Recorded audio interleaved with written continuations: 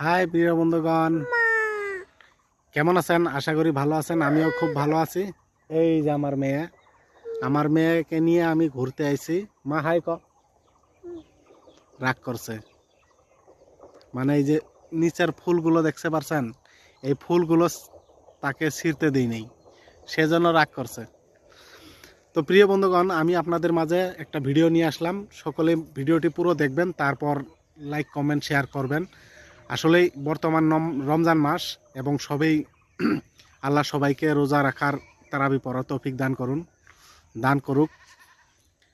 আর এই রমজান মাসে আমি আপনাদেরকে একটা পরামর্শ দিতে চাই, আপনারা রোজা রাখবেন, কিন্তু এরকম কোনো কাজ করবেন না যাতে আপনার কারণে কারোর মনে কষ্ট হয়, কেউ আঘাত পায়। এরকম কোনো কাজ করবেন না। নয়তো আপনি যেগুলো ইবাদত করছেন আল্লাহর কাছে, সেই ইবাদত করে কোনো লাভ নেই। যদি আপনি হারাম কাজে লিপ্ত হন, তাহলে আপনার ইবাদত করে কি লাভ? তো প্রিয় বন্ধুগণ, সকলেই মনে রাখবেন, হারাম যেগুলো কাজ আছে, কারোর মনে আঘাত দেবেন না, কাউকে কষ্ট দেবেন না, এবং কারোর সঙ্গে খারাপ ব্যবহার করবেন না।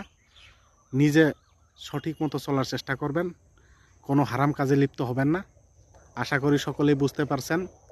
আমার নাম ফখরুদ্দিন আলী, আমার বাড়ি আসাম, ইন্ডিয়া। আমি আর আমার মেয়ে আপনাদের মাঝে চলে আসলাম একটা ভিডিও নিয়ে। খুব সুন্দর পরিবেশে আমরা দুজন ঘুরতে এসেছি, আর ঘুরতে এসে আমরা ভিডিও করলাম। তো কেমন হয়েছে একটু জানাবেন কমেন্টে সবাই। আর ভালো লাগলে অবশ্যই শেয়ার করবেন, কারণ এই তো রাগ করেছে।